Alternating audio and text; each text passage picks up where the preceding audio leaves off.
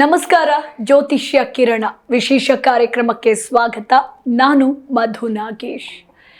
ವೀಕ್ಷಕರೇ, ಇವತ್ತಿನ ಕಾರ್ಯಕ್ರಮದಲ್ಲಿ ನಾವು ಹಣದ ಕುರಿತಾಗಿ ಮಾತನಾಡೋಣ. ಅಂದರೆ ಸಾಕಷ್ಟು ಮಂದಿ ಪ್ರತಿನಿತ್ಯ ದುಡಿತಾನೆ ಇರ್ತಾರೆ, ಆದರೆ ಕೈಯಲ್ಲಿ ದುಡ್ಡೇ ನಿಲ್ಲೋದಿಲ್ಲ ಅನ್ನೋ ಮಾತುಗಳನ್ನು ಕೂಡ ನಾವು ಕೇಳಿದ್ದೀವಿ. ಈಗ ಈ ವಿಚಾರಕ್ಕೆ ಸಂಬಂಧಪಟ್ಟಂತೆ ಅಂದರೆ ರಾಶಿಗೂ ಹಣಕ್ಕೂ ಏನಾದರೂ ಸಂಬಂಧ ಇದೆಯಾ? ಯಾವ ರಾಶಿಯವರು ಹೆಚ್ಚು ಶ್ರೀಮಂತರಾಗ್ತಾರೆ, ಯಾವ ರಾಶಿಯವರು ಬಡವರಾಗಿರ್ತಾರೆ ಅನ್ನೋದರ ಕುರಿತಾಗಿ ಸಂಪೂರ್ಣ ಮಾಹಿತಿಯನ್ನು ವಂಶ ಪಾರಂಪರ್ಯ ಜ್ಯೋತಿಷ್ಯರಾಗಿರುವ ಹಾಗೆ ಆಧ್ಯಾತ್ಮಿಕ ಚಿಂತಕರಾಗಿರುವ ನಾಗೇಶ್ ಗುರೂಜಿಯವರು ತಿಳಿಸ್ಕೊಡ್ಲಿದ್ದಾರೆ. ಮೊದಲಿಗೆ ಅವರನ್ನು ನಾವು ಕಾರ್ಯಕ್ರಮಕ್ಕೆ ಸ್ವಾಗತಿಸೋಣ. ಗುರೂಜಿ, ಕಾರ್ಯಕ್ರಮಕ್ಕೆ ಆತ್ಮೀಯ ಸ್ವಾಗತ. ನಮಸ್ಕಾರ. ನಮ ಸೂರ್ಯಾಯ ಚಂದ್ರಾಯ ಮಂಗಳಾಯ ಬುಧಾಯ ಗುರು ಶುಕ್ರ ಶನಿ ಬೆಶ್ಚ ರಾಹು ಕೇತುವೆ ನಮಃ. ಗುರುಜಿ, ರಾಶಿಗೂ ಹಣಕ್ಕೂ ಶ್ರೀಮಂತಕ್ಕೂ ಬಡತನಕ್ಕೂ ಸಂಬಂಧ ಇದೆಯಾ? ಯಾವ್ಯಾವ ರಾಶಿಯವರ ಕೈಯಲ್ಲಿ ಹಣ ನಿಲ್ಲತ್ತೆ, ಯಾವ್ಯಾವ ರಾಶಿಯವರು ಕಷ್ಟಪಡಬೇಕಾಗತ್ತೆ ಹಣಕ್ಕಾಗಿ, ಈ ಕುರಿತಾಗಿ ತಿಳಿಸ್ಕೊಡಿ. ಪ್ರತಿಯೊಬ್ಬರಿಗೂ ಗ್ರಹಗಳ ಆಧಾರದ ಮೇರೆಗೆ ಪಂಚಾಂಗದ ಆಧಾರದ ಮೇರೆಗೆ ಜ್ಯೋತಿಷ್ಯ ಅನ್ನುವಂಥದ್ದು ಏನು ಹೇಳುತ್ತೆ ಅಂತಂದರೆ, ನವಗ್ರಹಗಳು ಜಾತಕದಲ್ಲಿ ಎಲ್ಲ ಸಮಯದಲ್ಲೂ ಕೂಡ ಒಂದೇ ರೀತಿಯಲ್ಲಿ ಇರೋದಕ್ಕೆ ಸಾಧ್ಯ ಇಲ್ಲ.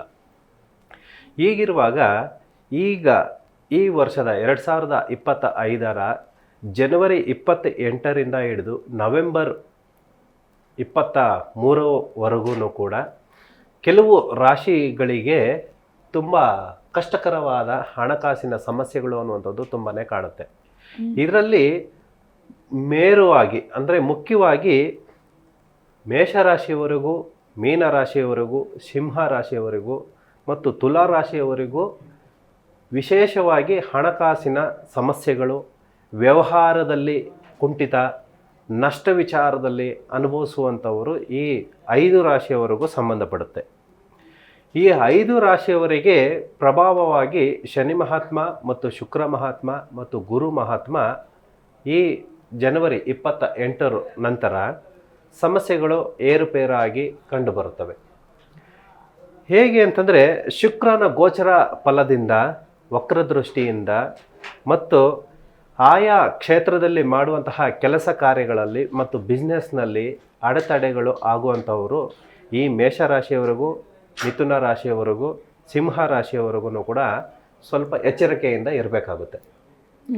ಈ ಗ್ರಹಗತಿಗಳಿಂದ ಆಗುವಂತಹ ನಷ್ಟಗಳನ್ನು ಪ್ರತಿಯೊಬ್ಬರನ್ನು ಕೂಡ ಈ 5 ರಾಶಿಯವರು ಅನುಭವಿಸಲೇಬೇಕಾಗುತ್ತದೆ. ಆದ ಕಾರಣಾಂತರದಿಂದ ಇಷ್ಟ ದೇವರನ್ನು ಆರಾಧನೆ ಮಾಡುವಂಥದ್ದು, ನವಗ್ರಹಗಳ ಆರಾಧನೆ ಮಾಡುವಂಥದ್ದು, ಆಯಾ ರಾಶಿ ನಕ್ಷತ್ರದವರ ಗ್ರಹದ ಅಧಿಪತಿ ಆಗಿರುವಂಥವರನ್ನು ಆ ನಕ್ಷತ್ರದ ರಾಶಿಯ ನವಗ್ರಹದ ಪಠನೆ ಮಾಡುವಂತಹದ್ದು, ಆಯಾ ಬೀಜ ಮಂತ್ರದನ್ನು ಪಠನೆ ಮಾಡುವಂಥದ್ರಿಂದ ಅಲ್ಲಿ ಈ ವರ್ಷದಲ್ಲಿ ಆಗುವಂತಹ ಈ 9 ತಿಂಗಳಲ್ಲಿ ಆಗುವಂತಹ ಅಡೆತಡೆಗಳು ಅನ್ನುವಂಥದ್ದು ಏನಿದೆಯೋ ಅದನ್ನು ಸ್ವಲ್ಪ ಪರಿಹಾರ ಮಾಡ್ಕೋಬಹುದು ಅನ್ನುವಂಥದ್ದು ಸೂಕ್ಷ್ಮವಾಗಿ ತಿಳಿಸ್ಕೊಡ್ಬಹುದು. ಹೀಗೆ ವ್ಯಾವಹಾರಿಕವಾಗಿ ಆಗುವಂತಹ ವಿಶೇಷವಾಗಿ ಮೀನರಾಶಿ ಮತ್ತು ಸಿಂಹ ರಾಶಿಯವರಿಗೆ ಹಣಕಾಸಿನಲ್ಲಿ ಹೇಗೆ ಕಂಡುಬರುತ್ತದೆ, ಮುಖ್ಯವಾಗಿ ಕೌಟುಂಬಿಕ ಕಲಹ ಅನ್ನುವಂಥದ್ದು ಕೂಡ ಕಂಡುಬರುತ್ತದೆ. ಇವುಗಳಿಗೆ ಪರಿಹಾರ ಮಾರ್ಗ ಹೇಗೆ ಕಂಡುಹಿಡ್ಕೋಬಹುದು, ಏನು ಸಮಸ್ಯೆಗಳು ಕಾಣ್ತಾ ಇದ್ದಾವೆ, ಈ 3 ರಾಶಿಯವರೆಗೂ ಕೂಡ ವಿಶೇಷವಾಗಿ ಚಿನ್ನದ ಪ್ರತಿಮೆ ಅನ್ನುವಂಥದ್ದು, ಅಷ್ಟಲಕ್ಷ್ಮಿ ಕಾಯಿನ್ ಆಗಿರ್ಬೋದು, ಇಲ್ಲ ಲಕ್ಷ್ಮಿ ಕಾಯಿನ್ ಆಗಿರ್ಬೋದು, ಅದನ್ನು ಕುಟುಂಬದ ಮನೆ ದೇವರ ಹತ್ರ ಇಟ್ಟು ಅಕ್ಷತೆ ಕಾಳು ಇಟ್ಟು ಪೂಜೆ ಮಾಡುವಂಥದ್ದು, ಬೆಳ್ಳಿ ಆಗಿರ್ಬೋದು, ಚಿನ್ನದಲ್ಲಾಗಿರ್ಬೋದು, ಇಟ್ಟು ಪೂಜೆ ಮಾಡಿದಾಗ ಈ 9 ತಿಂಗಳಲ್ಲಿ ಅನುಭವಿಸಬೇಕಾಗಿರುವಂತಹ ನಷ್ಟ ವಿಚಾರ ಅನ್ನುವಂಥದ್ದು ಏನು ಇದೆಯೋ ಅದನ್ನೆಲ್ಲನೂ ಕೂಡ ಶಾಶ್ವತವಾಗಿ ಹಣಕಾಸಿನಲ್ಲಿ ವಿಶೇಷವಾಗಿ ತುಂಬ ತೊಂದರೆಯನ್ನು ಅನುಭವಿಸುವಂಥದ್ದು ಕಾಣಿಸ್ಬರುತ್ತೆ. ಸಾಲಬಾಧೆ ಅನ್ನುವಂಥದ್ದು ಕೂಡ ಆಗುತ್ತೆ ಮತ್ತು ಯಾವುದೇ ಒಂದು ಹಣಕಾಸಿಗೆ ಸಂಬಂಧಪಡುವಂತಹ ವ್ಯವಹಾರ ಅನ್ನುವಂಥದ್ದು ಕೂಡ ಕುಂಠಿತವಾಗುತ್ತೆ. ಈ 2 ಸಮಸ್ಯೆಗಳನ್ನು ಪರಿಹಾರ ಮಾಡ್ಕೊಳ್ಳೋದಕ್ಕೆ ಬೆಳ್ಳಿನಲ್ಲಿ ತರಿಸಿಕೊಂಡು ಅಥವಾ ಚಿನ್ನದಲ್ಲಿ ತರಿಸಿಕೊಂಡು ಈ 2ರಲ್ಲಿ ಯಾವುದಾದ್ರೂ ಒಂದನ್ನು ಮನೆ ದೇವರಿನಲ್ಲಿಟ್ಟು ಆ ದಿನದ ಅಕ್ಷತೆ ಕಾಳು ಪ್ರತಿದಿನವೂ ಕೂಡ ಅಕ್ಷತೆ ಕಾಳನ್ನ ಚೇಂಜ್ ಮಾಡಬೇಕು. ಪ್ರತಿದಿನ ಪೂಜೆ ಮಾಡಿದಾಗ ವಿಶೇಷವಾಗಿ ಮನೆಯಲ್ಲಿರುವಂತಹ ಹೆಣ್ಮಗಳು ಪೂಜೆ ಮಾಡಿದಾಗ ಈ 9 ತಿಂಗಳಲ್ಲಿ ಅನುಭವಿಸ್ಬೇಕಾಗಿರುವಂತಹ ನಷ್ಟ ಅನ್ನುವಂಥದ್ದು, ಏನು ಹಣಕಾಸಿನಲ್ಲಿ ಸಮಸ್ಯೆ ಅನ್ನುವಂಥದ್ದು ಇರುತ್ತೋ ಅದು ಶಾಶ್ವತವಾಗಿ ಈ 9 ತಿಂಗಳಲ್ಲಿ ಎಲ್ಲೂ ಕೂಡ ಅಡೆತಡೆಗಳಾಗದಿರ ಪರಿಹಾರ ಮಾರ್ಗ ಅನ್ನುವಂಥದ್ದು ನೋಡ್ಕೋಬಹುದು, ಕಂಡಿಡ್ಕೋಬಹುದು. ಇದು ಈ 5 ರಾಶಿಗೂ ಸಂಬಂಧಪಡುತ್ತೆ. ಮೇಷರಾಶಿ, ಮಿಥುನ ರಾಶಿ, ಸಿಂಹ ರಾಶಿ, ತುಲಾ ರಾಶಿ ಮತ್ತು ಮೀನ ರಾಶಿ. ಈ 5 ರಾಶಿಗೂ ಕೂಡ ಹಣಕಾಸಿನಲ್ಲಿ ಇರುವಂತಹ ಸಮಸ್ಯೆಗಳನ್ನ ಸಂಪೂರ್ಣವಾಗಿ ಪರಿಹಾರ ಮಾಡ್ಕೋಬಹುದು ಅನ್ನುವಂಥದ್ದು ಈ ನವಗ್ರಹಗಳ ಆಧಾರದ ಮೇಲೆಗೆ ವಿಷಯ ತಿಳಿಸ್ಕೊಡ್ಬಹುದು. ಇನ್ನು ಗುರುಜಿ, ಶುಭ ಹಾಗೆ ಅಶುಭ ಅನ್ನೋದು ಯಾವುದ್ರ ಮೇಲೆ ಅವಲಂಬಿಸಿದೆ ಅನ್ನೋದ್ರ ಕುರಿತಾಗಿ ತಿಳಿಸ್ಕೊಡಿ. ಶುಭ ಮತ್ತು ಅಶುಭ ರಾಶಿಗಳ ಆಧಾರದ ಮೇಲೆ ಗ್ರಹಗತಿಗಳು, ನವಗ್ರಹಗಳು, ಗುರು ಗ್ರಹ, ಶುಕ್ರ ಗ್ರಹ ಮತ್ತು ಬುಧ ಗ್ರಹ, ಈ 3 ಗ್ರಹಗಳಿಂದ ಶುಭ ಮತ್ತು ಅಶುಭ ಫಲಗಳನ್ನು ಯಾವುದೇ ಜಾತಕದಲ್ಲೂ ಕೂಡ ತಿಳಿದುಕೊಳ್ಳಬಹುದು. ಮತ್ತು ಎಲ್ಲಿವರೆಗೂ ಕೂಡ ಎಷ್ಟು ವರ್ಷಗಳ ಮಟ್ಟಿಗೆ ಇರುತ್ತಿಗೆ ದಶಾಭುಕ್ತಿಗಳಲ್ಲಿ ವಿಷಯ ತಿಳ್ಕೋಬಹುದು. ಈ ಶುಭ ಮತ್ತು ಅಶುಭ ಗ್ರಹಗಳಲ್ಲಿ ಈಗ 5 ಗ್ರಹಗಳಲ್ಲಿ ಅಶುಭ ಅನ್ನುವಂಥದ್ದು ಕಂಡು ಬರುತ್ತೈತೆ. ಇದನ್ನು ಸ್ವಲ್ಪ ಪರಿಹಾರ ಅನ್ನುವಂಥದ್ದು ಮಾಡ್ಕೋಬಹುದು. ಮತ್ತು ಮುಂದೆ ಬರುವಂತಹ ಕಷ್ಟ ಕಾರ್ಪಣ್ಯಗಳು ಹೇಗೆ ಸಕ್ಸಸ್ ಅನ್ನುವಂಥದ್ದು ಕಂಡ್ಕೋಬೇಕು, ಮತ್ತು ಯಾವ ಗ್ರಹಗಳಿಗೆ ಹಣಕಾಸಿನಲ್ಲಿ ಸಮಸ್ಯೆಗಳು 5 ಗ್ರಹಗಳಲ್ಲಿ ಹೇಳಿದ್ವಿ, ಮತ್ತು ಹಣಕಾಸಿನಲ್ಲಿ ಇಂಪ್ರೂವ್ಮೆಂಟು ಯಾವುದರಲ್ಲಿ ಕಾಣಿಸುತ್ತೆ, ಯಾವ ರಾಶಿ ನಕ್ಷತ್ರದವರಿಗೆ ಕಾಣಿಸುತ್ತೆ, ಯಾವ ರಾಶಿಯವರೆಗೂ ಮತ್ತು ನಕ್ಷತ್ರದವರು ಯಾವ ಕ್ಷೇತ್ರದಲ್ಲಿ ಇದ್ದರೆ ಸಕ್ಸಸ್ ಅನ್ನುವಂಥದ್ದು ಕಾಣಿಸುತ್ತೆ ಅನ್ನುವಂಥದ್ದು ಮುಂದೆ ಇವಾಗ ತಿಳ್ಕೊಳ್ಳೋಣ. ಓಕೆ. ಕರ್ಕಟ ರಾಶಿಯವರೆಗೂ, ಕನ್ಯಾ ರಾಶಿಯವರೆಗೂ, ಧನುಸ್ಸು ರಾಶಿಯವರೆಗೂ, ಮಕರ ರಾಶಿ ಮತ್ತು ಕುಂಭ ರಾಶಿ, ಈ ರಾಶಿಗಳವರೆಗೆ ಹಣಕಾಸಿನಲ್ಲಿ ಸಮೃದ್ಧಿ, ವ್ಯವಹಾರದಲ್ಲಿ ಇಂಪ್ರೂವ್ಮೆಂಟು, ಆಯಾ ಕ್ಷೇತ್ರದಲ್ಲಿ ಯಾವುದೇ ಕೆಲಸ ಕಾರ್ಯಗಳು ಮಾಡ್ತಾ ಇರುವಂತಹ ಆಯಾ ಕ್ಷೇತ್ರದಲ್ಲಿ ಸಂಬಂಧಪಟ್ಟಂಗೆ ಯಾರು ಹಿತೈಷಿಗಳು ಅನ್ನೋದು ಏನಿರ್ತಾರೋ ಮತ್ತು ಯಾರು ಕೊಲಿಕ್ಸ್ ಅನ್ನೋಂಥದ್ದು ಇರುತ್ತೆ, ಸರಿಸಮಾನವಾಗಿ ಕೆಲಸ ಮಾಡ್ತಾ ಇರೋರ ಜೊತೆಯಲ್ಲಿ ಸ್ವಲ್ಪ ಸ್ನೇಹ ಸಹವಾಸದಿಂದ, ಸ್ನೇಹ ಬಾಂಧವ್ಯದಿಂದ, ಅಲ್ಲಿನ ಹವಗುಣಗಳು ಅನ್ನೋಂಥದ್ದು ಏನಿರುತ್ತೋ ಅಲ್ಲಿನ ವಾತಾವರಣಕ್ಕೆ ತಕ್ಕಂತೆ ನೀವು ಕೂಡ ಅದನ್ನು ವರ್ತನೆ ಮಾಡಿಕೊಂಡು, ತಿಳ್ಕೊಂಡು, ಅರಿತುಕೊಂಡು ಅದನ್ನು ಸರಿಸಮಾನವಾಗಿ ತೂಗಿಸ್ಕೊಂಡು ಹೋದಾಗ ಈ 5 ರಾಶಿಯವರೆಗೂ ಕರ್ಕಟಕ ರಾಶಿ, ಕನ್ಯಾ ರಾಶಿ, ಧನುಸ್ಸು ರಾಶಿ, ಮಕರ ರಾಶಿ ಮತ್ತು ಕುಂಭ ರಾಶಿ, ಅಂದರೆ 6 ರಾಶಿಯವರಿಗೆ, ಈ 6 ರಾಶಿಯವರೆಗೂ ಕೂಡ ಯಾವುದೇ ರೀತಿ ಸಮಸ್ಯೆಗಳು ಬರ್ದಿರ ಸ್ವಲ್ಪ ಸಕ್ಸಸ್ ಅನ್ನುವಂಥದ್ದು ಹಣಕಾಸಿನಲ್ಲಿ ಈ ಜನವರಿ 28ನೇ ತಾರೀಕಿನಿಂದ ನವೆಂಬರ್ವರೆಗೂ ಕೂಡ ಈ 2025ರಲ್ಲಿ ಹಣಕಾಸಿನಲ್ಲಿ ಸಕ್ಸಸ್ ಅನ್ನುವಂಥದ್ದು ಕಂಡುಕೋಬಹುದು. ಮತ್ತು ಇವರಿಗೆ ಹಣಕಾಸಿನಲ್ಲಿ ಇಂಪ್ರೂವ್ಮೆಂಟು ಮತ್ತು ಕೌಟುಂಬಿಕದಲ್ಲಿ ಇಂಪ್ರೂವ್ಮೆಂಟು, ಮಕ್ಕಳಲ್ಲೂ ಕೂಡ ಎಜುಕೇಷನ್ ಅನ್ನುವಂಥದ್ದು, ತಾಸು ಅನ್ನುವಂಥದ್ದು ಕೊಡುವಂಥದ್ದು, ತನಗೆ ಇಷ್ಟ ಕಷ್ಟಗಳನ್ನು ಅರಿತುಕೊಂಡು ಸಕ್ಸಸ್ ಅನ್ನುವಂಥದ್ದು ಕಾಣಿಸುವಂಥದ್ದು ಕೂಡ ಈ 5 ರಾಶಿಯವರೆಗೂ ಕೂಡ ಕಾಣಿಸುತ್ತೆ. ಮತ್ತು ಇವರಿಗೆ ವಿಶೇಷವಾಗಿ ಇನ್ನೂ ಕೂಡ ಸಕ್ಸಸ್ ಅನ್ನುವಂಥದ್ದು ಕಾಣಬೇಕು ಅಂತಂದರೆ ಇಷ್ಟ ದೇವರ ದೇವಸ್ಥಾನಗಳಿಗೆ, ತೀರ್ಥಯಾತ್ರೆಗಳಿಗೆ ಅನ್ನುವಂಥದ್ದು ಹೋಗಬೇಕು. ಮತ್ತು ಅಲ್ಲಿನ ಜಲ ಅಂತಂದರೆ ದೇವಸ್ಥಾನಕ್ಕೆ ಸಂಬಂಧಪಟ್ಟಂತಹ ತೀರ್ಥವನ್ನು ತೆಗೆದುಕೊಂಡು ಮನೆಗೆ ಬಂದು ಪ್ರದಕ್ಷಿಣೆ ಮಾಡುವಂಥದ್ದು, ಪ್ರೋಕ್ಷಣೆ ಮಾಡುವಂಥದ್ದು, ಮತ್ತು ಅಲ್ಲಿನ ದೇವಸ್ಥಾನದ ತೀರ್ಥಸ್ಥಾನದಲ್ಲಿ ಇರುವಂತಹ ನದಿಗಳು ಅಥವಾ ಕಲ್ಯಾಣದಲ್ಲಿ ಕುಟುಂಬ ಸಮೇತವಾಗಿ ಸ್ನಾನ ಮಾಡಿದಾಗ ಅಲ್ಲಿನ ಪಾಪಕರ್ಮಗಳು ಅನ್ನುವಂಥದ್ದು ನಮಗೇನಿರುತ್ತೋ ಅದಕ್ಕೆ ಪರಿಹಾರ ಅನ್ನುವಂಥದ್ದು ಕಂಡು ಬರುತ್ತದೆ. ಮತ್ತು ಜನವರಿಯಿಂದ ನವೆಂಬರ್ವರೆಗೂ ಕೂಡ ಹಣಕಾಸಿನಲ್ಲ ಸಮಸ್ಯೆ ಯಾವುದೇ ಇದ್ರೂ ಕೂಡ, ಅಂದರೆ ಸಾಲಬಾಧೆ ಇರ್ಬೋದು, ಋಣಬಾಧೆ ಅನ್ನುವಂಥದ್ದು ಇರ್ಬೋದು, ನಮಗೆ ಬರಬೇಕಾಗಿರುವಂತಹ ಹಣಕಾಸಿನಲ್ಲಿ ಇರ್ಬೋದು, ಅಥವಾ ನಾವು ಯಾವುದಾದ್ರೂ ಲೋನ್ ವಿಷಯದಲ್ಲಿ ಆಗಿರ್ಬೋದು, ಅಥವಾ ನಾವು ಯಾವುದಾದ್ರೂ ಒಂದು ಬಿಸ್ನೆಸ್ಗೆ ಅಪ್ಲೈ ಮಾಡುವಂಥದ್ದು, ಯಾವುದೋ ಒಂದು ಬಿಸ್ನೆಸ್ ಮಾಡಬೇಕು ಅನ್ಕೋತಾ ಇದ್ದಾಗ ಈ ಎಲ್ಲ ಕರ್ಮಗಳನ್ನು ಕಳೆದಾಗ ನಮಗೆ ಸಕ್ಸಸ್ ಅನ್ನುವಂಥದ್ದು ಈ ಜನವರಿಯಿಂದ ನವೆಂಬರ್ವರೆಗೂ ಕೂಡ ಕಂಡುಕೊಳ್ಳಬಹುದು. ಓಕೆ ಗುರುಜಿ, ನಾನು ಸ್ಟಾರ್ಟಿಂಗ್ಗೆ ಹೇಳ್ತಾ ಇದ್ದೆ, ಕೆಲವೊಬ್ಬರು ಪ್ರತಿನಿತ್ಯ ಅಂದರೆ ವರ್ಷ ಪೂರ್ತಿ ದುಡಿತಾನೆ ಇರ್ತಾರೆ, ಬಟ್ ಅವ್ರ ಕೈಯಲ್ಲಿ ದುಡ್ಡು ಅನ್ನೋದು ನಿಲ್ಲೋದಿಲ್ಲ. ಇದಕ್ಕೆ ಪರಿಹಾರಗಳು ಏನು, ಅಂದರೆ ಯಾವ ರೀತಿ ದುಡ್ಡನ್ನು ಹಿಡಿದಿಟ್ಕೊಳ್ಬಹುದು ಅಂತ? ವಿಶೇಷವಾಗಿ ಹಣಕಾಸಿಗೆ ಸಂಬಂಧಪಟ್ಟಂಗೆ ಅವರ ಮನೆಯಲ್ಲಿ ಇರುವಂತಹ ಲಾಕರ್ ಏನಿರುತ್ತೋ, ವಸ್ತ್ರಾಭರಣಗಳು ಇಟ್ಕೊಳ್ಳುವಂಥದ್ದು, ಹಣಕಾಸು ಇಟ್ಕೊಳ್ಳುವಂತಹ ಲಾಕರ್ನಲ್ಲಿ ಮೇರು ಪರ್ವತ ಅನ್ನುವಂಥದ್ದು ಒಂದು ವಿಗ್ರಹ ಬರುತ್ತೆ. ಆ ವಿಗ್ರಹಕ್ಕೆ ಕೆಳಭಾಗದಲ್ಲಿ ಏನು ಪೀಠ ಅನ್ನುವಂಥದ್ದು ಇರುತ್ತೋ, ಪೀಠಕ್ಕೆ ಶ್ರೀಚಕ್ರ ಅನ್ನುವಂಥದ್ದು ಚಕ್ರ ಅನ್ನುವಂಥದ್ದು ಕೂಡ ಸೇರಿಸ್ಬೇಕಾಗುತ್ತೆ. ತದನಂತರ ಆ ಮನೆಯ ಒಡತಿಯ ಮತ್ತು ಗಂಡ ಹೆಂಡತಿಯರ ಇಬ್ಬರ ಹೆಸರುಗಳನ್ನು ಮತ್ತು ಹೆಸರು ಮತ್ತು ಡೇಟ್ ಆಫ್ ಬರ್ತನ್ನು ಕೂಡ ಬರೆದಿಟ್ಟಾಗ ಆ ಲಾಕರ್ನಲ್ಲಿ ಇಟ್ಟಾಗ ಮನೆಯಲ್ಲಿ ಆಗುವಂತಹ ಹಣಕಾಸಿಗೆ ಸಮೃದ್ಧಿ, ಲಕ್ಷ್ಮಿ ಕಟಾಕ್ಷ ಅನ್ನುವಂಥದ್ದು ದಕ್ಕುತ್ತೆ ಅನ್ನುವಂಥದ್ದು ಒಂದು ಸುಲಭ ಮಾರ್ಗ. ಎರಡನೇದಾಗಿ, ಯಾರ ಕಡೆಯಿಂದ ಎಲ್ಲಿಂದ ಅಸಮಾಧಾನಗಳು ಮತ್ತು ಕಣ್ಣು ದಿಷ್ಟಿಗಳು ಮನೆಗೆ ಸಂಬಂಧಪಟ್ಟಂಗೆ ವಾಸ್ತು ದೋಷದಲ್ಲಿ ಏನಾದರೂ ಇದ್ದಾಗ ಆ ವಾಸ್ತು ದೋಷಕ್ಕೆ ಸಂಬಂಧಪಟ್ಟಂಗೆ ಮನೆಯ ಹೆಬ್ಬಾಗಿಲಿಗೆ ಗಣೇಶನ ತ್ರಿಮೂರ್ತಿಯ ಪಂಚಮುಖಿ ಗಣೇಶ ಅಥವಾ ತ್ರಿಮೂರ್ತಿಯ ಗಣೇಶ ಅನ್ನುವಂಥದ್ದು ಬರುತ್ತೆ, ದಿಷ್ಟಿ ಗಣಪತಿ ಅನ್ನುವಂಥದ್ದು ಕೂಡ ಬರುತ್ತೆ. ಇವುಗಳನ್ನ ಮನೆ ಹೆಬ್ಬಾಗಿಲಿಗೆ ಮುಂದೆ ಹಾಕ್ಕೊಂಡಾಗ ಮತ್ತು ಮನೆಯಲ್ಲಿ ಉತ್ತರ ದಿಕ್ಕಿಗೆ ಕನ್ನಡಿಯನ್ನು ಇಟ್ಕೊಳ್ಳುವಂಥದ್ದು, ಈಶಾನ್ಯ ದಿಕ್ಕಿಗೆ ಗಂಡ ಹೆಂಡತಿಯರ ಫೋಟೋವನ್ನು ಇಟ್ಕೊಳ್ಳುವಂಥದ್ರಿಂದ ಮನೆಯಲ್ಲಿ ಯಾವುದೇ ರೀತಿಯ ಹಣಕಾಸಿಗೆ ಸಂಬಂಧಪಡುವಂತಹ ಸಮಸ್ಯೆಗಳು ಅನ್ನುವಂಥದ್ದು ಪರಿಹಾರ ಮಾರ್ಗ ಅನ್ನುವಂಥದ್ದು ಕಂಡಿಟ್ಕೊಂಡು ಅದಕ್ಕೆ ಸಕ್ಸಸ್ ಅನ್ನುವಂಥದ್ದು ಕಾಣ್ಕೋಬಹುದು. ಇನ್ನು ಗುರೂಜಿ, ಸಾಕಷ್ಟು ಜನ ಹೇಳ್ತಾರೆ, ಅಂದರೆ ದುಡ್ಡಿಡುವಂತಹ ಜಾಗದಲ್ಲಿ ಈ ವಸ್ತುಗಳನ್ನು ಅವಾಯ್ಡ್ ಮಾಡಬೇಕು, ಇಂತಹ ವಸ್ತುಗಳನ್ನು ಇಡಬಾರ್ದು ದುಡ್ಡಿನ ಜೊತೆಗೆ ಅನ್ನೋದು ಕೂಡ ಇದೆ. ಸೊ ಹಾಗಿದ್ರೆ ಆ ವಸ್ತುಗಳು ಏನೇನು ಅಂತ? ಮುಖ್ಯವಾಗಿ ಅಶುಭ ತರುವಂತಹ ವಸ್ತುಗಳು ಅಂತಂದರೆ ಬೆಡ್ರೂಮ್ನಲ್ಲಿ ಅಂತಂದರೆ ಲಾಕರ್ಗೆ ಸಂಬಂಧಪಟ್ಟಂಗೆ ಇರುವಂತಹ ಜಾಗದಲ್ಲಿ ಮತ್ತು ದೇವರ ಮನೆಗೆ ಸಂಬಂಧಪಡುವಂತಹ ವಾತಾವರಣ ಅಕ್ಕಪಕ್ಕ ಜಾಗದಲ್ಲಿ ಬಂದ್ಬಿಟ್ಟು ಪೊರ್ಕೆಯನ್ನು ಇಡಬಾರ್ದು.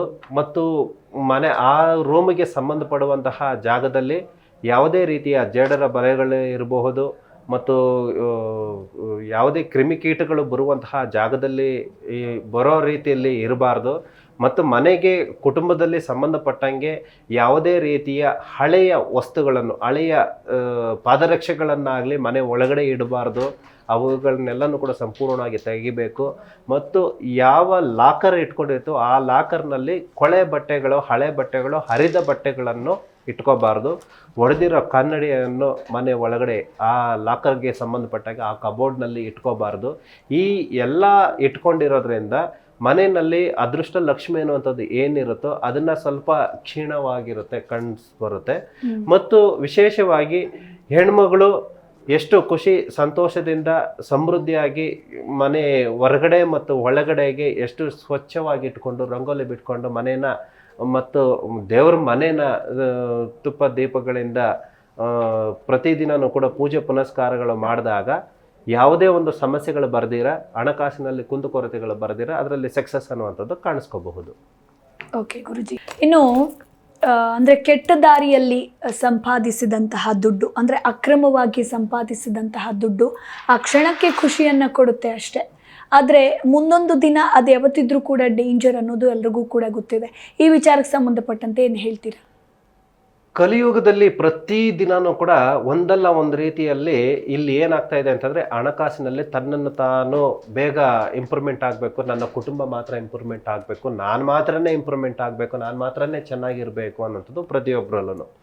ಹೀಗಿರುವಾಗ ಮಾಡುವಂತಹ ಕೆಲಸ ಕಾರ್ಯಗಳು ಪ್ರತಿಯೊಬ್ಬರಲ್ಲೂ ಕೂಡ ನಿಷ್ಠೆಯಿಂದ ಯಾರನ್ನೂ ಕೂಡ ಸಾಧ್ಯವಾದಷ್ಟು ಮಾಡಬೇಕು ಅನ್ನುವಂಥದ್ದು ನಾವು ಹೇಳ್ಕೊಡ್ತೀವಿ. ಬಟ್ ಸಮಾಜದಲ್ಲಿ ಏನಾಗ್ತಾ ಇದೆ ಅಂತಂದರೆ ಹಣಕಾಸಿನಲ್ಲಿ ಬೇಗ ಇಂಪ್ರೂವ್ಮೆಂಟ್ ಆಗಬೇಕು ಅನ್ನುವಂಥದ್ರಿಂದ ದುರಾದೃಷ್ಟ, ಸಮಯ, ಕರ್ಮ ಫಲ ಅನ್ನುವಂಥದ್ದು ಬೇಡದೇ ಇರೋ ದಾರಿಗಳಿಗೆ, ಕೆಟ್ಟ ದಾರಿಗಳಿಗೆ ಕರ್ಕೊಂಡು ಹೋಗ್ತಾ ಇದ್ದಾವೆ. ಹಣಕಾಸು ರಾತ್ರಿನೇ ಇಂಪ್ರೂವ್ಮೆಂಟ್ ಆಗಿಬಿಡ್ಬೇಕು, ಸಕ್ಸಸ್ ಆಗಬೇಕು ಅನ್ನುವಂಥದ್ದು ಖಂಡಿತವಾಗ್ಲೂ ಕೂಡ ಯಾವ ವ್ಯವಸ್ಥಿತಿಗಳು ಕೂಡ ಇಲ್ಲ, ಯಾವ ಮಾರ್ಗದಲ್ಲೂ ಕೂಡ ಇಲ್ಲ. ತಾಳ್ಮೆ ಅನ್ನುವಂಥದ್ದು ತುಂಬ ಇಂಪಾರ್ಟೆಂಟು. ಮತ್ತು ಹೀಗೆ ಬಸವಣ್ಣವ್ರು ಹೇಳ್ದಾಗೆ ಕಾಯಕವೇ ಕೈಲಾಸ ಅಂತ ಹೇಳ್ತೀವಿ. ಹಣಕಾಸಿಗೆ ಸಂಬಂಧಪಟ್ಟಂಗೆ ನಮ್ಮ ಮನಸ್ಸಿನ ಸ್ಥಿತಿಯನ್ನು, ಗತಿಯನ್ನು ಹೇಗೆ ನಮ್ಮ ಹಿಡಿತದಲ್ಲಿಟ್ಟುಕೊಂಡು ವ್ಯಾವಹಾರಿಕವಾಗಿ ಕೆಲಸ ಕಾರ್ಯಗಳನ್ನು ನಿಷ್ಠಾ, ಶ್ರದ್ಧಾ ಭಕ್ತಿಯಿಂದ ನಾವು ಮಾಡಿದಾಗ ಹಣಕಾಸು ಅನ್ನುವಂಥದ್ದು ನಮಗೆ ಆಟೋಮೆಟಿಕ್ ಆಗಿ ನಮ್ಮನ್ನು ಹೊಲಿದು ಬರುತ್ತೆ. ಹಣಕಾಸಿನಲ್ಲಿ ಯಾವುದೇ ಒಂದು ಅವ್ಯವಹಾರಗಳಿಂದ ಸಂಪಾದನೆ ಮಾಡುವಂಥದ್ದು ನಮ್ಮ ಕಟ್ಟಿಟ್ಟ ಬುತ್ತಿ, ಅಂದರೆ ನಮ್ಮ ಕರ್ಮ ಫಲಕ್ಕೆ ನಾವು ಮುಂದಿನ ದಿನಗಳಲ್ಲಿ, ಅಂದರೆ ಹಿಂದೆ ಹೇಳ್ತಾ ಇದ್ವಿ ಪೂರ್ವ ಜನ್ಮದಲ್ಲಿ ಮಾಡಿರುವಂತಹ ಕರ್ಮವನ್ನು ನಾವು ಈಗ ಅನುಭವಿಸ್ತಾ ಇದ್ದೀವಿ, ನಮ್ಮ ಹಣೆ ಬರ ಸರಿ ಇಲ್ಲ ಅಂತ ಹೇಳ್ಕೊಳ್ತೀವಿ. ಅಂದರೆ ಈಗಿನ ಕಲಿಯುಗದ ಕರ್ಮ ಏನು ಅಂತ ತೋರಿಸ್ತಾ ಇದೆ ಅಂತಂದರೆ ಈಗಿನ ಮಾಡ್ತಾ ಇರುವಂತಹ ನಾವು ತಪ್ಪು ತಾಪತ್ರೆಗಳು ನಮ್ಮ ಕಣ್ಣು ಮುಂದೆಗಳನ್ನೇ ಆಯುಷ್ಯನಲ್ಲಿ ಮತ್ತು ಆರೋಗ್ಯದಲ್ಲಿ ಏರುಪೇರು ಆಗುವಂಥದ್ದು, ಮತ್ತು ಕುಟುಂಬದಲ್ಲಿ ಕೌಟುಂಬಿಕವಾಗಿ ಕಲಹಗಳಾಗುವಂಥದ್ದು, ಮತ್ತು ಮನೆ ಸಂಬಂಧಿಕರಲ್ಲಿ ವಂಶಸ್ಥಿತಿಕರಲ್ಲಿ ಬಂಧ ಅನ್ನುವಂಥದ್ದು ನಶಿಸಿ ಹೋಗುವಂಥದ್ದು, ಈ ಎಲ್ಲ ಅವಘಡಗಳಲ್ಲೂ ಎಲ್ಲಿ ಆಗ್ತಾ ಇದೆ ಅಂತಂದರೆ ನಮ್ಮಲ್ಲಿರುವಂತಹ ಒಂದು ಕೆಟ್ಟ ಗುಣಗಳು, ನಮ್ಮಲ್ಲಿರುವಂತಹ ನಮಗೆ ಯಾವುದು ಭಗವಂತನ ಮೆಚ್ಚಿಸಬೇಕು, ನಮ್ಮ ಆತ್ಮ ಸಾಕ್ಷಿಗೆ ನಾವು ಮೆಚ್ಚಿಸಬೇಕಾಗಿರುವಂತಹ ಕೆಲಸ ಕಾರ್ಯಗಳನ್ನು ಮಾಡ್ಕೊಂಡು ಹೋದಾಗ ಇವು ಯಾವುದೇ ರೀತಿಯ ಸಮಸ್ಯೆಗಳು ಅನ್ನುವಂಥದ್ದು ನಮಗೆ ಎದುರಾಗೋದಿಲ್ಲ. ಎಲ್ಲ ರೀತಿಯಲ್ಲೂ ಕೂಡ ಹಣಕಾಸಿಗೆ ಸಂಬಂಧಪಟ್ಟಂಗೆ ನಾವು ಸಕ್ಸಸ್ ಅನ್ನುವಂಥದ್ದು ಈ ಮುಖಾಂತರದಿಂದ, ಅಂದರೆ ನಮ್ಮಲ್ಲಿ ಇರುವಂತಹ ಒಂದು ಒಳ್ಳೆಯ ಗುಣಗಳಿಂದ ನಾವು ಭಗವಂತನ ಮೆಚ್ಚಿಸಿಕೊಂಡು ನಾವು ಕೆಲಸ ಕಾರ್ಯಗಳನ್ನು ಮಾಡಿದಾಗ ಎಲ್ಲ ರೀತಿಯಲ್ಲೂ ಕೂಡ ನಮಗೆ ಅನುಕೂಲ ಮತ್ತು ಸಕ್ಸಸ್ ಅನ್ನುವಂಥದ್ದು ಕಾಣ್ಕೋಬಹುದು. ಓಕೆ ಗುರುಜಿ, ಇನ್ನು ದುಡ್ಡು ನಮ್ಮ ಕೈಯಲ್ಲಿ ಉಳಿಯೋದಕ್ಕೆ ಒಂದಷ್ಟು ಉಪ್ಪಿನ ಪರಿಹಾರ ಇದೆ, ಕರ್ಪೂರದ ಪರಿಹಾರ ಇದೆ ಅಂತ ನಾವು ಕೇಳ್ಪಟ್ಟಿದ್ದೀವಿ. ಈ ಕುರಿತಾಗಿ ತಿಳಿಸ್ಕೊಡಿ ಗುರುಜಿ. ಪ್ರತಿಯೊಬ್ಬರು ರಾಶಿ ನಕ್ಷತ್ರಗಳಿಗೆ ಸಂಬಂಧಪಟ್ಟಂಗೆ ಯಾರ್ಯಾರಿಗೆ ಹಣಕಾಸಿನಲ್ಲಿ ಸಮಸ್ಯೆಗಳು ಅನ್ನುವಂಥದ್ದು ಇರುತ್ತೋ ಪ್ರತಿಯೊಬ್ಬರಿಗೂ ಕೂಡ, ಅಂದರೆ ಮನೆಗೆ ಕುಟುಂಬಕ್ಕೆ 5 ಜನ ಇರ್ತೀವಿ, 5 ಜನದಲ್ಲಿ 2 ಚೆನ್ನಾಗಿರ್ತಾರೆ, ಇನ್ನು ಮಿಕ್ಕಿದ್ದು 3 ಜನನೂ ಕುತ್ಕೊಂಡು ತಿನ್ನಬೇಕು ಅನ್ನೋ ಪರಿಸ್ಥಿತಿಗಳು ಬರುತ್ತೆ. ಅವರಲ್ಲೂ ಕೂಡ ಒಂದು ಹೊಸ ಚೈತನ್ಯ ಬರಬೇಕು, ಕುಟುಂಬದಲ್ಲಿ ಎಲ್ಲ ರೀತಿಯಲ್ಲೂ ಕೂಡ ಎಲ್ಲರೂ ಕೂಡ ಚೆನ್ನಾಗಿರಬೇಕು ಅಂತಂದರೆ ಈ ಉಪ್ಪು ಮತ್ತು ಕರ್ಪೂರ ಅಂತ ಹೇಳಿದ್ವಿ, ಆ ಕರ್ಪೂರ ಪೌಡ್ರ್ ಮಾಡಿ ಗಾಜು ಗ್ಲಾಸಿಗೆ ಸಂಪೂರ್ಣವಾಗಿ ಲೇಪನ ಮಾಡಬೇಕು. ಅದರ ಜೊತೆಗೆ ಜೇನುತುಪ್ಪವನ್ನು ಕೂಡ ಲೇಪನ ಮಾಡಬೇಕು. ಆಲ್ಮೋಸ್ಟ್ ಮುಕ್ಕಾಲು ತುಂಬುವಷ್ಟು ಸಮುದ್ರದ ಉಪ್ಪು ಅನ್ನುವಂಥದ್ದು ಅದನ್ನು ತುಂಬಿಟ್ಟು ಈಶಾನ್ಯ ದಿಕ್ಕಿಗೂ ಮತ್ತು ಆಗ್ನೇಯ ದಿಕ್ಕಿನಲ್ಲಿ, ಈ ಎರಡೂ ದಿಕ್ಕಿನಲ್ಲಿ ಪ್ರತಿದಿನ ಇಡಬೇಕು. ಪ್ರತಿದಿನ 1 ದಿನ ಇಟ್ಟು 9 ದಿನದ ಕಾಲಗಳು ಅಲ್ಲೇ ಇದ್ದು 9 ದಿನಗಳ ಕಾಲದ ನಂತರ ಅದನ್ನು ಎತ್ಕೊಂಡು ಹೋಗ್ಬಿಟ್ಟು ಹರಿಯೋ ನದಿ ನೀರಿಗೆ ಎರಡನ್ನೂ ಕೂಡ ಬಿಟ್ಬಿಡಬೇಕು. ಇದು ಒಂದು ಸುಲಭ ಮಾರ್ಗ. ಎರಡನೇದಾಗಿ ಇಷ್ಟ ದೇವರಿಗೆ ಮಾಡಬೇಕಾಗಿರುವಂತಹ ಕೆಲಸ ಕಾರ್ಯ ಪೂಜೆ ಪುನಸ್ಕಾರ ಅನ್ನೋದು ಏನಿರುತ್ತೋ, ನಮ್ಮ ಮನೆಗೆ ಸಂಬಂಧಪಟ್ಟಂತಹ ಕುಲ ಗೋತ್ರ ಅನ್ನುವಂಥದ್ದು ಏನಿರುತ್ತೋ ಆ ಗೋತ್ರಕ್ಕೆ ಸಂಬಂಧ ರಾಶಿ ನಕ್ಷತ್ರಗಳು ಮತ್ತು ಆ ಗೋತ್ರಕ್ಕೆ ಸಂಬಂಧಪಟ್ಟಂತಹ ರಾಶಿಯ ಅಧಿಪತಿ ಅನ್ನುವಂಥದ್ದು ಏನು ಬರುತ್ತಾರೋ ಆ ರಾಶಿಯ ಅಧಿಪತಿಯ ನಾಮಾವಳಿ ಅಂತ ಬರುತ್ತೆ ಮತ್ತು ಬೀಜಾವಳಿ ಅಂತ ಬರುತ್ತೆ. ಈ ಎರಡನ್ನೂ ಕೂಡ ಪಠಿಸಿದಾಗ ಮನೆಗೆ ಸಂಬಂಧಪಟ್ಟಂತಹ ಕುಟುಂಬಕ್ಕೆ ಸಂಬಂಧಪಟ್ಟಂತಹ ಆರ್ಥಿಕವಾಗಿ ಸಮಸ್ಯೆಗಳು ಅನ್ನುವಂಥದ್ದು ಇರುವಂಥದ್ದನ್ನು ಇದರಲ್ಲಿ ಇಂಪ್ರೂವ್ಮೆಂಟ್ ಮಾಡಿಕೊಂಡು ಸಕ್ಸಸ್ ಅನ್ನುವಂಥದ್ದು ಕಾಣಿಸ್ಕೋಬಹುದು. ಇನ್ನು ಏಲಕ್ಕಿ ಪರಿಹಾರ ಅನ್ನೋದು ಕೂಡ ನಾವು ಕೇಳಿದ್ದೀವಿ ಗುರುಜಿ, ಏನಿದು, ಹೇಗಿದು ಮಾಡೋದು ಅಂತ? ಏಲಕ್ಕಿ ಪರಿಹಾರ ಮತ್ತು ನವಧಾನ್ಯಗಳ ಪರಿಹಾರ ಹೇಗೆ ಅಂತಂದರೆ, ಈ ನವಧಾನ್ಯಗಳು ಮತ್ತು ಏಲಕ್ಕಿಗೆ ಸಂಬಂಧಪಟ್ಟುವಂಥದ್ದು. ಏಲಕ್ಕಿ ಬಂದ್ಬಿಟ್ಟು ನಿದ್ರೆನಲ್ಲಿ ಬರುವಂತಹ ಕೆಟ್ಟ ಸ್ವಪ್ನಗಳನ್ನು ಹೋಗಲಾಡಿಸುವಂಥದ್ದು, ನಮ್ಮ ಮನಸ್ಸಿನ ಸ್ಥಿತಿಯನ್ನು ಗಂಭೀರವಾಗಿ ಇಟ್ಕೊಳ್ಳೋದಕ್ಕೋಸ್ಕರ ಈ ಏಲಕ್ಕಿಯನ್ನು ಯಾವುದೇ ಒಂದು ಪೇಪರ್ನಲ್ಲಿ ತನ್ನ ಹೆಸರು ಮತ್ತು ಡೇಟ್ ಆಫ್ ಬರ್ತ್ನ ಬರೆದಿಟ್ಟು ಅವರ ಮಲ್ಕೊಳ್ಳುವಂತಹ ಜಾಗದಲ್ಲಿ ತಲೆ ದಿಂಬು ಕೆಳಗಡೆ ಇಟ್ಟಿದ್ದು 3 ದಿನ 4 ದಿನ 5 ದಿನ ಇಟ್ಟಿದ್ದು ತದನಂತರ ಅದನ್ನು ಹೊರಗಡೆ ಹಾಕುವಂಥದ್ದು. ಈಗ ಹಾಕಿದಾಗ ನಮಗೆ ಇರುವಂತಹ ಆ ಬೆಡ್ರೂಮ್ನಲ್ಲಿ ಇರುವಂತಹ ಸಮಸ್ಯೆಗಳು ಮತ್ತು ನೆಗೆಟಿವ್ ಎನರ್ಜಿ ಅನ್ನುವಂಥದ್ದು ಏನಿರುತ್ತೋ ಪರಿಹಾರ ಅನ್ನುವಂಥದ್ದು ಕಂಡುಹಿಡ್ಕೋಬೋದು. ನವಧಾನ್ಯಗಳಿಂದ ನವಧಾನ್ಯದ ಪ್ರತಿ ಕಾಳನ್ನು ಕೂಡ ಒಂದು ಹಿಡಿ ಯಾರಿಗೆ ಸಮಸ್ಯೆಗಳು ಅನ್ನುವಂಥದ್ದು ಇರುತ್ತೆ, ಆರೋಗ್ಯದಲ್ಲಿರ್ಬೋದು, ಹಣಕಾಸಿಗೆ ಸಂಬಂಧಪಟ್ಟಿರ್ಬೋದು, ಗ್ರಹ ದೋಷ ಅನ್ನುವಂಥದ್ದು ಇರ್ಬೋದು, ಇವರು ಆ ಇಡೀ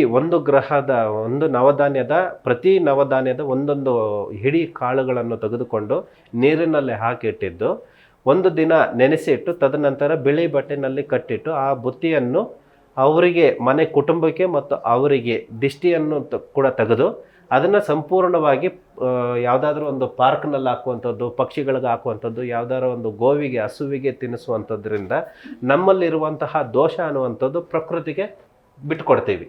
ಹೀಗಾದಾಗ ಆ ಯೋಗ ಫಲದಿಂದ ನಮಗೆ ಯಾವುದೇ ರೀತಿ ಸಮಸ್ಯೆಗಳು ಇಲ್ದಿರ ನಮಗೆ ಸಕ್ಸಸ್ ಅನ್ನುವಂಥದ್ದು ಮತ್ತು ನಿದ್ರಾವಸ್ಥೆಯಲ್ಲಿ ಬರುವಂತಹ ಕೆಟ್ಟ ಸ್ವಪ್ನಗಳಿಗೂ ಅನ್ವಯಿಸುತ್ತೆ ಮತ್ತು ಹಣಕಾಸಿಗೆ ಸಂಬಂಧಪಡುವಂಥದ್ದನ್ನು ಕೂಡ ಪರಿಹಾರ ಮಾರ್ಗ ಅನ್ನುವಂಥದ್ದು ಕಂಡಿಟ್ಕೊಂಡು ಈ ಎಲ್ಲ ರೀತಿ ಕುಟುಂಬದಲ್ಲಿ ಇರುವಂತಹ ಅವಘಡಗಳು ಮತ್ತು ಕೌಟುಂಬಿಕ ಕಲಹಗಳನ್ನು ಕೂಡ ಈ ನವಧಾನ್ಯದ ಒಂದು ಚಿಕ್ಕ ಕಾರ್ಯಕ್ರಮದಿಂದ ಪರಿಹಾರ ಅನ್ನುವಂಥದ್ದು ಕಂಡುಕೋಬಹುದು.